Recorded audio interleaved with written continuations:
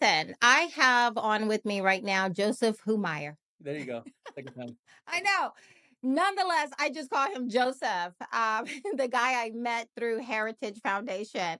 And I was reading some information about these criminal cartels that are beginning to rise in power that rival state power around the world. And I thought about you. I texted you this morning asking if we could have a conversation, and you sent over this map that your organization has done.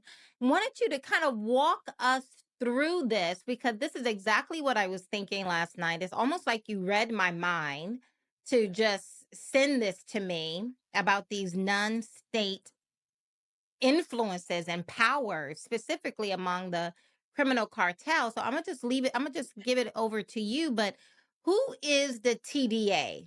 Yeah. So no, actually, I think one of the reasons our minds kind of linked up on this is because it's actually become a big issue in the U.S. I think if you're hearing it, not just by law enforcement, you're hearing it by President Trump, who I think mentioned this in Aurora, Colorado, in his speech, and he went to Aurora specifically because Aurora, Colorado is one of the cities that's been assaulted by this Venezuelan gang, which I'll talk about in a second. And then got a lot of denials from the local politicians, but then the victims of these assaults, both the owners of the Yeah. apartment complex and the victims, the people that lived in those apartments, both came out and said these guys are terrorizing us. They've been doing it for many months.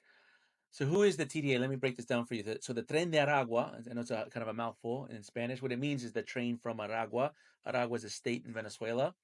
And what this is basically a mega gang that established itself in Venezuela around 2013, 2014, grew exponentially to take over many parts of that country and then was exported through the mass migration from Venezuela all throughout the Western Hemisphere. It first hit South America as expected and terrorized many of the countries in South America, most notably Colombia, Chile, and Peru. And then in 2021 started to move north. And this is a very good, important point because one of the reasons, and I'd say probably the main reason it started to move north is because of the failed immigration policies and lack of border security by the Biden and Harris administration. And I'm going to go specifically to the parole programs that the Biden Harris administration implemented that did a major fundamental flaw, which is that sped up the vetting process of Venezuelan migrants. Venezuela migrants have a unique vetting challenge, a very difficult vetting challenge because the government of Venezuela does not share any information with the United States about criminals that are potentially coming from their country. So, because of that, we don't have any data to know if a Venezuelan migrant that's coming to the United States is a legitimate migrant, or he could be potentially one of the members of one of these gangs or some other criminal from coming from the country. Now, allow me to just interject as we move along Yeah. for clarification. So the Harris Biden administration sped up the vetting process specifically Well, I don't of think they did it. Venezuelans. Yes, I don't think they did it specifically because they wanted to speed up the vetting process. They wanted to offer a pathway for Venezuelans to come to the United States and not use the border because they were worried about the increase on the border. So they offered a parole program. Initially, it was offered to just Venezuelans, and then they added Haitians, Cubans, and Nicaraguans to it. It's called the Cuba, Haiti, Nicaragua, Venezuela Parole Program. And then they also ordered a temporary protected status exclusively to Venezuelans as a resettlement program for them to come into the United States. Now, as a lay citizen, minding her own business, living my life, I heard that Venezuela, the Venezuelan government, was using this pathway, or at least our porous borders, to their advantage by opening up their Venezuelan prisoners and releasing them so that they can walk right on out of their country and into America. Now, we were being told, however, that that is just disinformation. It's not really happening. What say you? No, that's absolutely accurate. Anyone that's been following Venezuela knows this. So what Venezuela has been doing, and let me start with this. The government of Venezuela is very much involved in the origin of this gang. So this is a different than other transnational criminal organizations. This is a state-sponsored transnational criminal organization, which is one of the reasons it's growing so fast. So one of the things that they did was the Venezuelan government, through its Ministry of Prisons, was allowing the prisoners of these prisons to take over the prisons. Basically, allowed them to be the wardens of the prisons. So the gang leaders started taking over these prisons inside Venezuela, and then the prisons started getting congested, overcrowded. So what the Venezuelan government then did was they started early release programs. They started releasing the prisoners early from their sentencing. So you'd have a prisoner that's in there for 20 years for homicide. He would get out in 5 years, be on this early parole program. A lot of those early parolees are missing. We don't know where they're at. The Venezuelan government has no accountability on them. And then the TDA was specifically born in a prison in the Aragua state called Tocoron. And when the Venezuelan government so-called shut down this prison last year, this is September of 2023, the Venezuelan government said that they closed the prison and they eradicated the TDA. They're no longer around. But this is where they messed up, or at least in their communications. They said that they transferred 1,600 inmates from that prison. The problem is there was 3,000 inmates documented and registered in that prison. So what happened to the other 1,400? Another 1,400 criminals that were unaccounted for.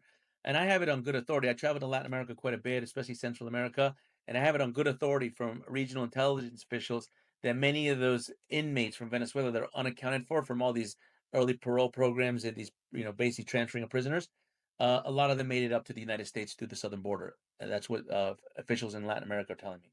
But regardless of or in respect to what you just shared with us about what's going on there in Venezuela, the reality is TDA members are here in America. Mhm. So walk us through this map. Yeah, so what this map does is there's been a lot of reports, especially in the last, I'd say, 7, 8 months, of TDA activity in multiple states and multiple cities all throughout the country. So what we try to do is we try to look at uh, all the states and cities that have documented TDA activity by either credible media or by law enforcement, and identified that the crime that they committed is in the state. So what happens a lot of times is they commit a crime in another state and then they flee to another state to run away from the Right. crime. They're being captured by the crime. So these are 15 states, and this is a very conservative lowball number. These are 15 states where you have documented arrests of TDA members committing crimes in that city and state. So it's actually 19 cities and 15 states, multiple cities in some states like Texas, and that's like I said, a very conservative number. If you ask me to guess, I'd say it's probably a lot more than this, but this is just the beginning of what we're seeing. And And I you're think, being very conservative in this. And many of these we have seen in social media and across the mainstream media. For example, Laken Riley. So that was a TDA member who killed her. yeah, yeah, yeah, it was a TDA member. Jocelyn in Jocelyn. Houston, Texas. We have all heard about the unfortunate demise of the 12-year-old girl there in Houston, Texas. That also was committed by TDA members.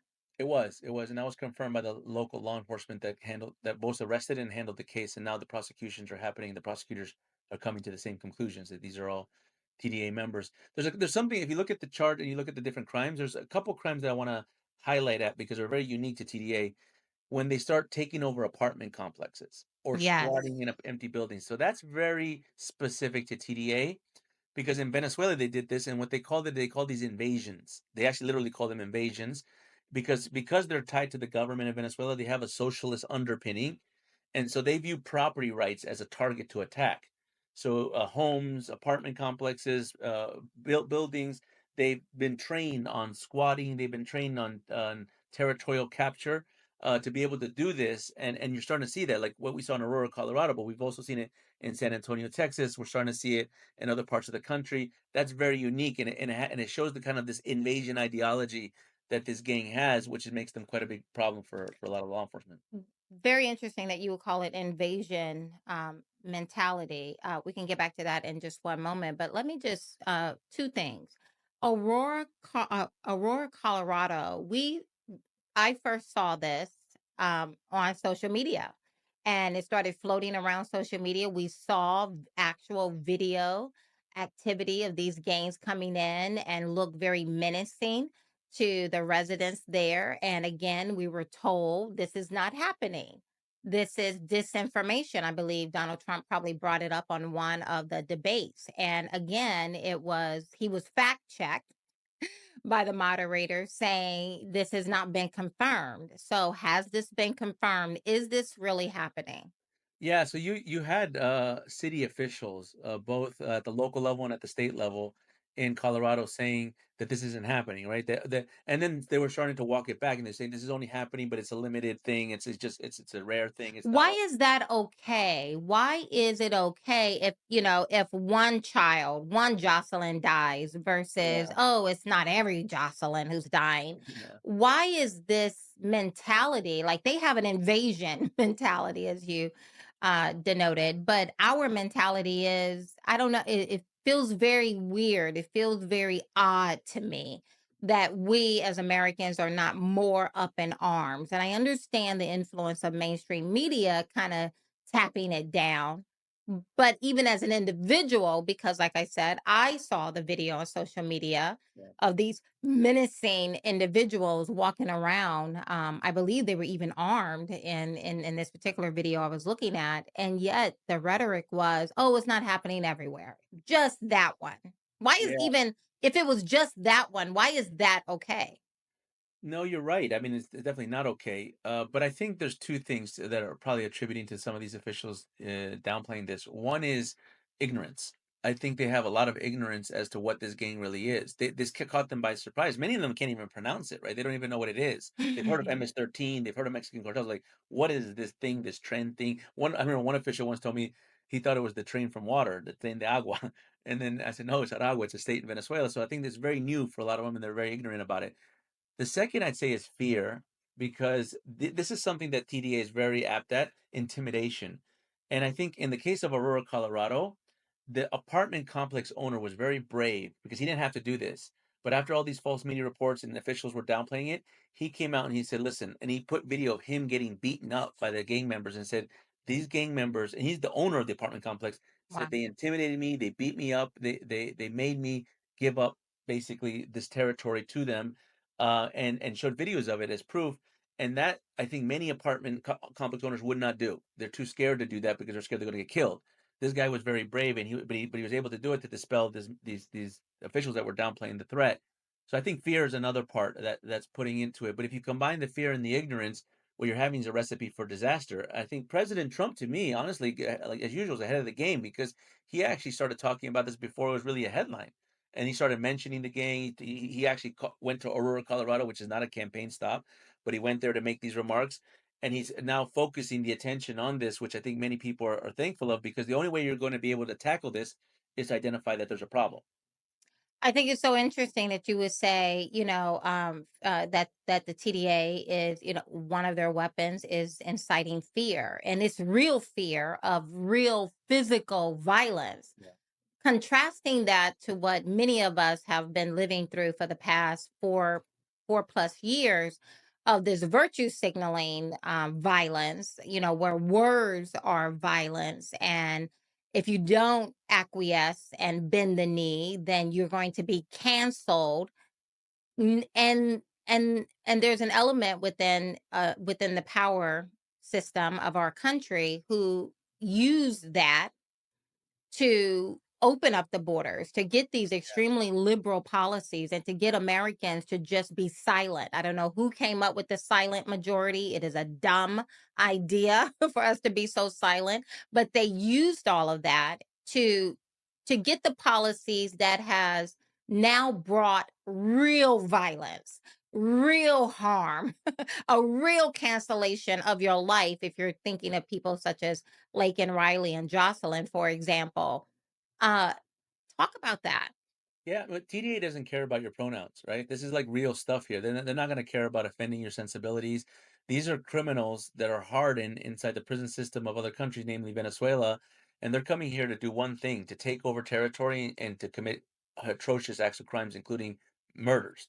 And so all the other stuff that they talk about that are, offensive language or this or, all these other kind of woke kind of policies, those are not at all at the level that this is. And I think law enforcement recognizes that because, law enforcement always has to deal with all these different policy changes and shifts. But when this happens, when you have a state like New York, a very leftist, a very Democrat state of New York, when you have the mayor saying like there's a problem here, is because he, regardless of his political affiliation or what he maybe even political ideology, he knows that there's a difference between rhetoric and real violence, real crime. And then Yes. what the gangs are doing in New York is they're taking over that city, just like that movie is in the Gangs of New York. They're taking over that city, and they're actually causing a lot of real violence to its residents and its citizens in that state. Yeah, and but we see what's happening to Mayor Adams. Once you speak up, you get indicted. Yeah. That has become, I mean, it's I laugh, but it's not a funny situation because it's real, and it, it stands to destroy what has made this country so great in the first place. Now, Colorado is very different from Texas because Yeah. you said that this TDA gang is also taking over apartment buildings in Texas. So, what is the difference that you're seeing, if any at all, in how Texas is attacking this issue versus someplace very woke and liberal like Colorado? Yeah, so Texas is getting the blunt of this because it is really a border crisis issue. Yes. And so all these Venezuelans that have come to the border, come across the border, the TDA basically follows that migrant trail. They infiltrate that migrant network and they come in through that. And because we don't have the ability to vet them, or we've been pushed not to vet them carefully, they've snuck into the U.S. through Texas. Texas is probably, like, I would say, the ground zero of all this. Specifically, El Paso, Texas, I think, is the ground zero for all this. But in that, I think Texas, the state of Texas, the law enforcement, and the governor of Texas have been much more proactive. They've designated TDA as a terrorist organization. They created a strike team by their Texas Department of Public Safety to go after TDA. So they're basically taking a very proactive effort. But obviously, TDA is much bigger than just a problem for Texas, as you see on the maps present all over. So what Texas is going to need federal support, and it's going to need kind of a whole of government approach to really wrap this out. But Texas could train and help a lot of other states start to understand how this is working because they're seeing it first and they're seeing it more intense because of the volume that's inside Texas. If you look at the map, the way I would, like, there's all these cities and dots, but the way I would look at it is concentrate it on the southwest, which is the border. So what's in Texas today is spilling over into Arizona, into New Mexico, into the southwest. But also it's spilling over because our government is literally purchasing flights for Yeah, these people. yeah. No, someone asked me that. Someone asked me, like, and I haven't done this, but have you correlated these points on this map and where the flights were going from the border? And I haven't done that. We may actually end up doing that to see if there's any correlation there. Yeah, but the other hotspots to me is the Northeast, where there's a lot of migrant communities that I noticeably put Chicago and New York as like the top two, where you're starting to see TDA come in. And Chicago is very interesting because one of the reasons we know a lot about what's happening in Chicago is the Chicago gangs are complaining about this. The historic black gangs and the historic gangs on the south side of Chicago are saying you're getting all these Venezuelan migrants and they're coming into our neighborhood thinking they could run stuff. And so what you're going to see, and this is according to one of the ex-gang members, he said, if this continues and the city doesn't do anything about it, you're going to see blacks against migrants inside South Side of Chicago, which nobody We wants to see that. saw well, we saw that, it had not turned violent when I went there with, Vivek Ramaswamy. I was the one who took him into the South Side of Chicago, and we had a lot of people, in that area tell us their stories, and they are rightfully pissed about what's happening. Hopefully causing many to open their eyes and begin to realize that you get what you vote for. Change the way you vote, change these particular policies. I don't know, we will see in a couple of days here if people have learned anything. Now, what about Colorado? How are they handling this? You say Texas is being proactive because, of course, it's coming in first through Texas. Texas tried to warn us years ago that every state will become a border state. I think we fully appreciate that now, that it's not just happening down there to Texas, but now it's being exported across the nation. Now Texas could show the way again on how to deal with the blunders, just the sheer ignorance of the Harris Biden administration and attacking the TDA. What is Colorado doing? So Colorado's not they're created a strike team. They're starting to look at this, investigate. They're not nearly as proactive as Texas, but there is a kind of a symbolic nature to now what happened in Aurora, Colorado, not because of the officials, but because of the victims. The victims, both the victims that were in those apartments and also the owners of those apartments, have come out and made such a point about this that in San Antonio, when they started taking over these apartment complexes in San Antonio, they dubbed that Operation Aurora out of Colorado. President Trump found out about this operation that they have in Texas, and what he said when he visited Aurora, Colorado, he said he's going to take that name and he's going to make it a federal operation if he's elected for an Operation Aurora throughout the entire country to basically root out these gang members from all the states and deport them back to their home How country. many do you have any idea how many Yeah. TDA members are here? I was asked this question recently, and I'm going to give you a conservative estimate, and I can tell you how I got to this number, but it's not, I think it could be more, but I would say conservatively, there's between 1,500 and 2,000 TDA members in the United States. And 1,500 to 2,000 is creating this much mayhem? Well, that's the thing. Like, I'll give you an example with Chile in South America. In Chile and South America, they arrested about 400, 500 TDA members. It's a much smaller country, obviously. But those 400, 500 TDA members terrorized multiple cities inside the country. Because they're a state sponsored criminal organization, they're like a Hezbollah for transnational organized crime. They're able to Mm. do a lot more with fewer members. And so I don't think the membership is going to be as important as the damage that they cause once they employ these tactics. And let me mention one So tactic. who's spot I'm sorry, go ahead. I'm gonna mention one tactic that I didn't mention before that I think is very relevant. That's unique to TDA, and that's using food and other delivery services to map communities. They did this in other countries. So specifically, Venezuelan migrant Like communities. Uber Foods? Uber or Uber Eats or DoorDash or all those delivery services, if they once they like, because they don't I don't give the names, but they give the phone numbers. So they'll take the phone numbers, put them in a database, match them for property records to find your names and find your names. And if they find you're Venezuelan, they'll map it in a database. Because what they do, and they did this in Chile, they'll target dissidents of the Venezuelan government to murder them and assassinate them, even as far away as the United States. This is something we got to be very careful about because a lot of Venezuelans I know they're telling me they're deleting the Uber and these apps from their phones because they're terrified of this game because they know what they can do. Is that what happened to a Venezuelan police officer in Florida? That's a great question. I'm not sure the details of the case. What I do know is that they targeted this individual. They lured him to a bunch of like prostitution stuff. But it was a course of several days, if not weeks. It wasn't that just one time, and they basically took him to a hotel where they murdered him. It certainly seems that they targeted this individual. He was a former Venezuelan police officer that was residing in Doral in the suburbs of Miami, and they targeted him. They killed him. But there was even a worse case in Chile where they did this with a former Venezuelan special operations officer that tried to do a military rebellion against Maduro years ago, got locked up in Venezuela, was able to escape prison and fled to Chile, and they found him, they targeted him, and they this is the really interesting how they did this. They found a way to acquire Chilean police gear and equipment, and they approached his apartment as if they were the Chilean police, completely confusing him, then kidnapped him, tied him up, put him in the trunk of a car, and buried him about 15 feet below ground, about 30 minutes away from Santiago, the capital of Chile. Very sophisticated operation that they did there, which makes me think that they're not doing this by themselves. They're doing this with support of a regime, at least the Venezuelan regime, if not more. Well, that would be the Venezuelan regime while they're in Venezuela. What about here? Who is sponsoring them? Are they No, that self-contained? No, just like Hezbollah operates, right? Hezbollah operates around the world, and they infiltrate Lebanese communities, and then and when they're operating those Lebanese communities, they work with local networks that are tied to the Iranian regime. So the same way that the Hezbollah operates around the world is the same way the TDA does. They're working through corrupt networks inside the United States, and this is where it becomes very dangerous because they're very apt at penetrating political and business networks. That's why I think Chicago is the one that really drives my attention because we know that there's political corruption in Chicago. We know that there's business corruption in Chicago.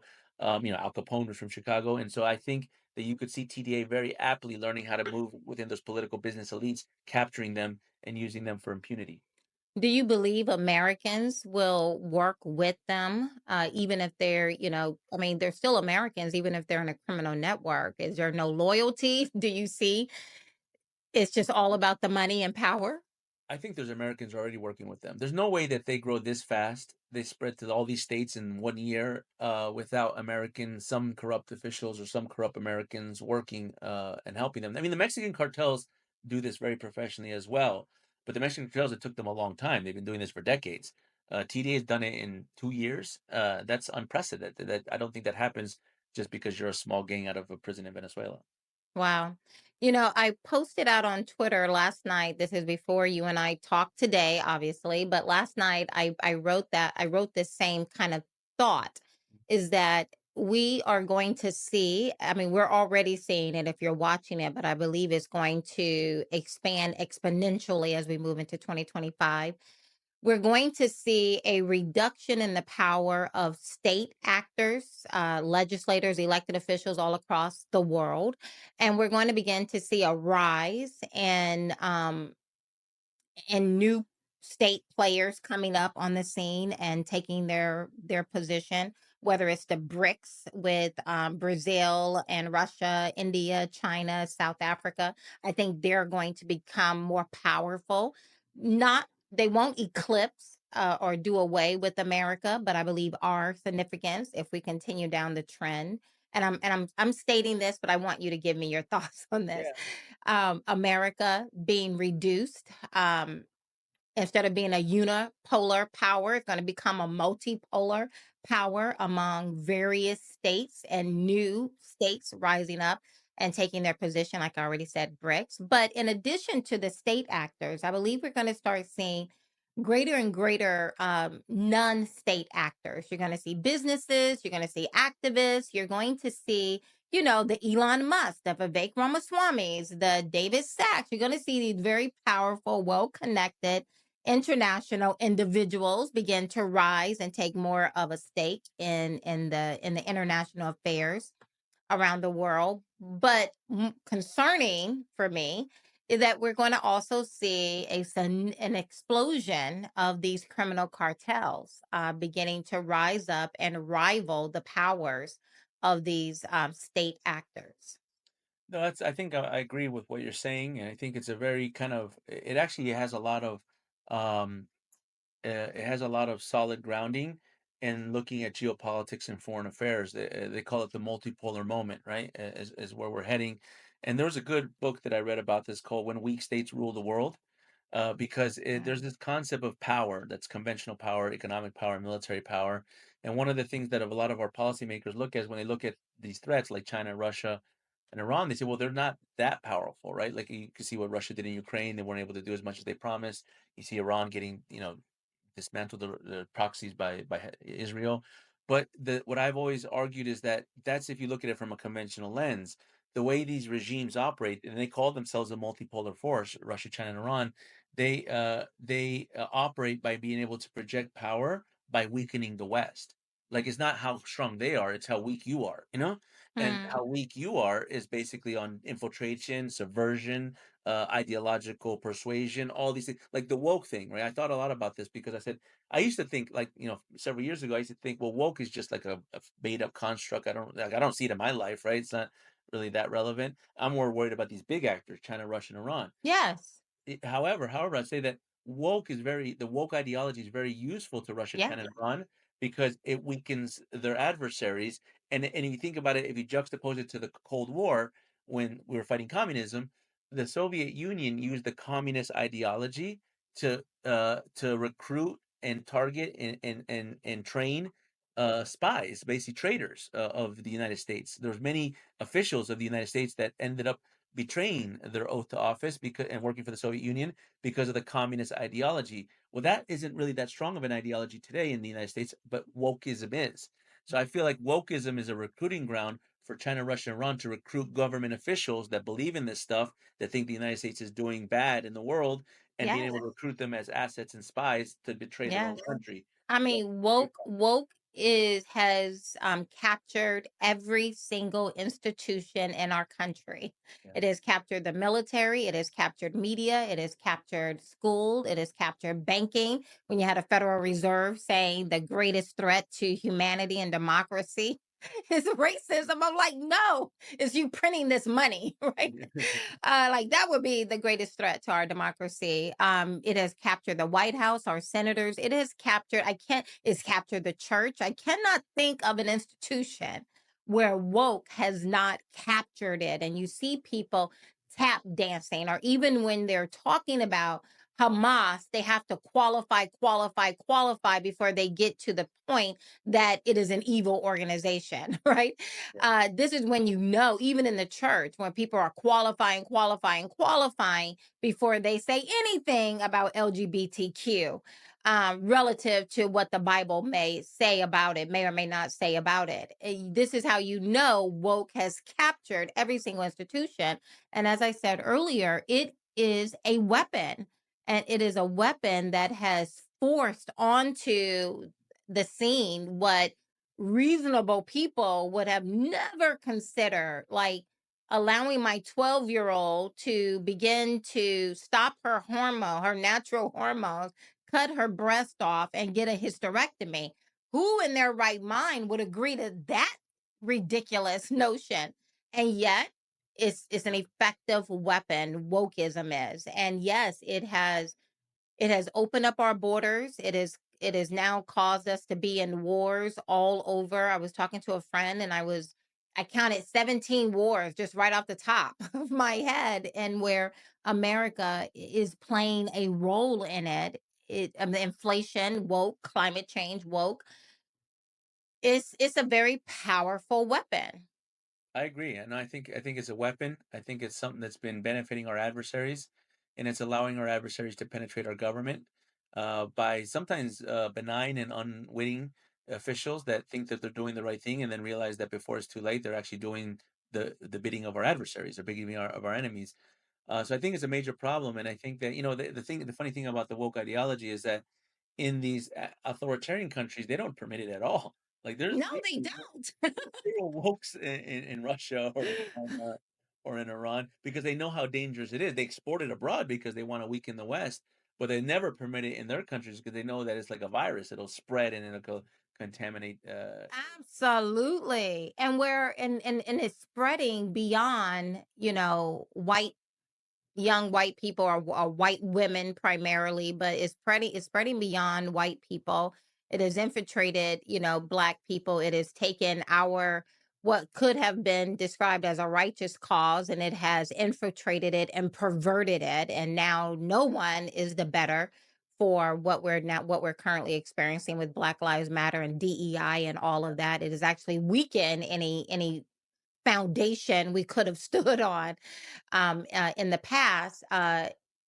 I don't know about the Hispanic community. I mean, my interaction with the Hispanic community, you guys seem so much more aware, especially my Cuban friends. They're like, we're having none of this.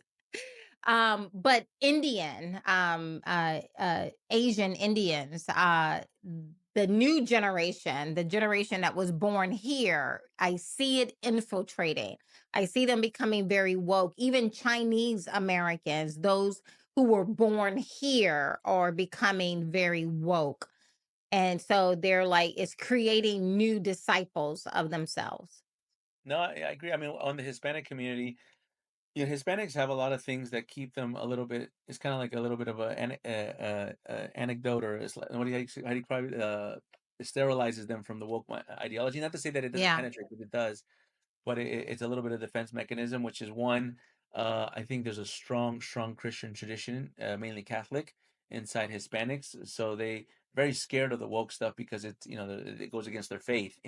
So there's that aspect of it, and then the second is the tradition, and you could call it machismo. That's what they call it in Spanish, but fundamentally what it is the role of the man. And, Mm. and the role of the man in Hispanic culture and Ooh. tradition is as a protector. And when the man, whether that's in gangs or whether that's in government or whether that's in your household, the man is the protector.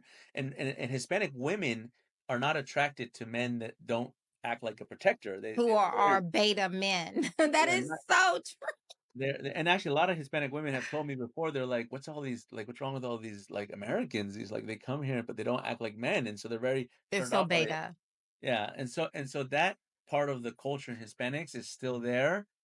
Not to say they're not trying to beat it down, because I've been to many countries in Latin America, and I'm surprised that sometimes they're a little bit too much woke in those cities that they weren't once wasn't like that. But that there is that tradition that I think is helping Hispanics at least shield themselves to somewhat to being completely dominated by the Yeah. woke side. Especially those who have fled Cuba. and their parents talk about Cuba and they understand, the process, the way of things. I guess the only positive I can come up with is vote Trump on November 5th. I mean, on this specific thing of trend that I can say this because I spent a lot of time, as you know, Kathy, looking at Venezuela, looking at Latin America. This is a gang that we specialize on, so we can arguably say we're probably one of the leading experts in the country on this gang, you know. But I would say this, that the country would not be as aware of this gang had it not been for President Trump. Hmm. And when he made this issue center cornerstone for his campaign, he brought millions and millions of eyeballs and attention to this, and actually nudged the law enforcement community to start taking it more serious because they were seeing reports. And I have a lot of friends that are ICE officials and in Homeland Security, and they were seeing things, but they didn't have that kind of political will at the top to say, like, go after these guys. And I'm convinced that if President Trump's elected, he's going to go after this specific gang, the Tren de Aragua from Venezuela, the same way he went after ISIS his first And year. right. I mean, like, remember MS-13? It was Donald Trump who brought that particular gang and how dangerous they are to the forefront of the minds of Americans. I don't think I was very aware of MS-13 and how prevalent they had become at the time. And so, again, I mean, like, this is something this is not a political stunt for him. This is something that he has a track record of paying attention on and understanding the dangers. What is, I know, Vivek Ramaswamy, Donald Trump, many others say, well, when we get in office, we're going to clean house and ship everybody out of here Yeah. and make them come back the right way. How practical is that? So there's more practicality than you would think, but one of the more difficult ones will be this specific gang because Venezuela doesn't accept deportations, right? Because this is a gang that's tied to the regime. So we're going to have to be a little bit more diplomatically creative on how we figure out a way to a destination to be able to deport Venezuelan criminals that are either in our detention centers or they're crossing our border and we're arresting them. So it's going to require a little bit more diplomatic will, but I think it's possible. And I should say that, I've been consulted to basically think about how to solve that problem. And, without giving too much here, but I can say it's solvable. It's a solvable problem. It's not as easy Awesome. as some other ones, but it's solvable. And thank God we have some partners in Latin America that are willing to go to bat with us, like President Milei in Argentina, like President Bukele in El Yes. Salvador. Like they will be like, if we approach this the right way, we will be able to have a neighborhood approach to solving this problem that which will alleviate what's going on in the southern border. Joseph, I appreciate you so much. Joseph, you're with the Center for a Secure Free Society, correct? Yes, ma'am. And on Twitter, how can people find you? At JM Humeyer, I'm always criticized for not tweeting enough, but I'll try. I'll try to put more posts up. At JM Humeyer, and then at Secure Free SOC is our think tank. Well, thank you so much. Okay, guys, I wanted to bring this. No one is really talking about it.